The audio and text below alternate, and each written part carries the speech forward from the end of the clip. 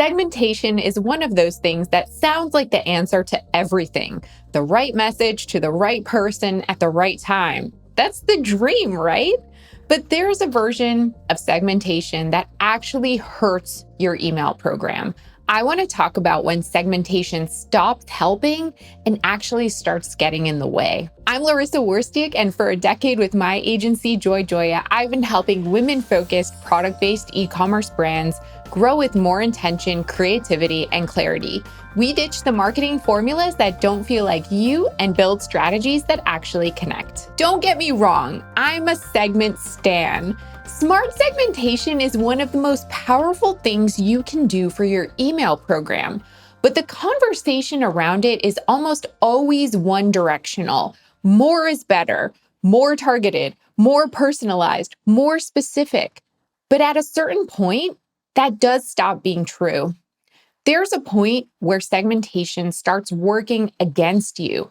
Brands learn about it, they get excited about segmentation, then they build 12, 20, who even knows how many different groups, and they're spending more time managing segments than actually sending emails. And then the result is a sophisticated looking account generating less revenue than a simpler setup would. More segments doesn't automatically mean more revenue. It kind of usually just means more complexity for the sake of complexity. And with that, the workload cost is real and it compounds in a really specific way. Every segment you create is a commitment to maintain it, write emails for it, monitor it. When you have too many of them, you end up spending more time on segmentation strategy than actually creating good campaigns. And a good campaign to a broad, engaged list will almost always outperform a mediocre one to the most perfectly targeted small segment. And beyond all the workload cost, there's a math problem too that most brands just don't see coming. Here's what really stings about that. When you fracture your engaged list into smaller segments, you're usually sending to fewer people overall. And the lift that you get in open rates doesn't always compensate for the drop in volume.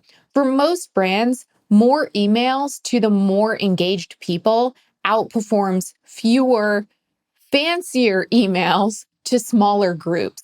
And it's actually kind of worse than the math suggests. When you're sending one campaign to 5 different segments, what I see is there's almost always significant overlap between those 5 segments. So what looks like 5 targeted groups that you're sending to, it often kind of ends up hitting the same core group of the highly engaged people repeatedly. So you haven't actually broadened or made more specific your reach or personalized the experience in a meaningful way. You've just kind of sort of increased the send frequency for your most active subscribers, which is not the same thing as smart segmentation. And there's another related mistake I see constantly, and that's using a completely different segment for every single send, trying all kinds of combinations from one campaign to the next, like each send is a brand new experiment where you're starting from scratch. The real problem is that without any consistency in who you're sending to from one email to the next, you then have no baseline for your reporting. You can't learn what's working, you can't improve your messaging over time, and you're essentially starting over from scratch with every campaign. Not every send needs to be some kind of segmentation experiment. Consistency in your core audience is what's actually going to give you data that's going to be worth acting on. So, if the answer here isn't more segments, how do you decide which ones in your email account are actually worth keeping? The test I use for any segment: would I say something genuinely different to this particular group of people? And I don't mean slightly different. I mean actually different? A different offer, a different message, a different angle, a different highlighted product or category? If the answer is no, then the segment might feel fancy and creative, but it's not actionable in any way. The only segments worth maintaining are ones you're actually going to do something meaningful with. And there's also a data problem with segments when they're too small.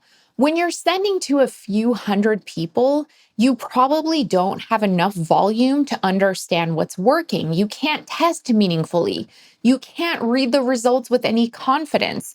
When you have bigger audiences, as long as those are legit email addresses, people who are engaged with your account, not spam bots, not people from 10 years ago that don't engage anymore, a bigger audience will give you cleaner signals. And that leads to better decisions over time. And while we're on the topic of small segments, I sometimes do go into Klaviyo accounts where a brand has their regular sending mix, and then buried in the account are segments being used with like 10, 20 people in each of them. Come on, unless you have a genuinely specific reason to somehow distinguish these 20 people and include them in the mix, a truly hyper targeted message that maybe only makes sense for that exact group of 20 people, it's not worth it to even have a segment like that. A segment that small isn't doing any strategic work. It's just kind of adding noise and messiness and complication to an account that can be more streamlined and easy to understand. But before I get into what a leaner approach can look like in practice when it comes to segments, a quick break to tell you about JoyJoya. We partner with women-focused e-commerce brands to turn their email and SMS channels into true growth engines. Our clients typically see a 30 to 40% lift in revenue within the first 90 days. Visit joyjoya.com to see what we can do for you. So, what does the right amount of segmentation actually look like? I want you to start with your engaged list. Everyone who's opened or clicked in the last 90 to 180 days. That is where most of your campaign volume should go. Then, if it makes sense, you can layer in a small number of targeted sends on top of that. A few meaningful segments used consistently will always outperform a long list of segments that never actually get sent to. In practice, that foundation segment that's based on engagement is kind of really all you need for the majority of your sends.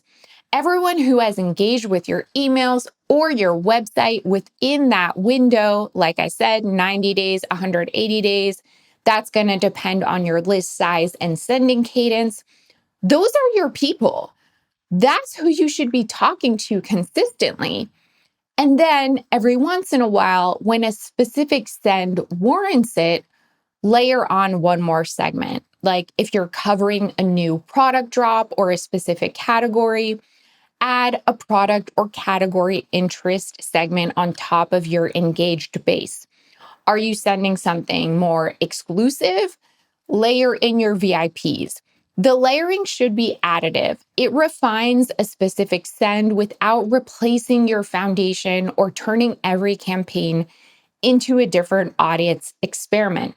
That is going to end up being a manageable, sustainable system over time. Not 12 different segments on every send, but a solid engaged base used consistently with a small number of intentional layers when it's called for.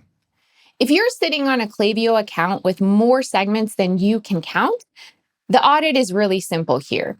Go through each segment and ask the test. Would I say something genuinely different here? If yes, keep it. If no, let it go. And you may have had segments from the past that could have made sense then. You can archive those to keep your account a little more organized. And then check the sizes of all those segments. If you have one segment with 20 people in it or something, some ridiculously small number, and you can't think of a real reason why that group of people would need something specific, just delete or archive it. A leaner set of segments you actually use is worth far more than an elaborate architecture that mostly just looks impressive.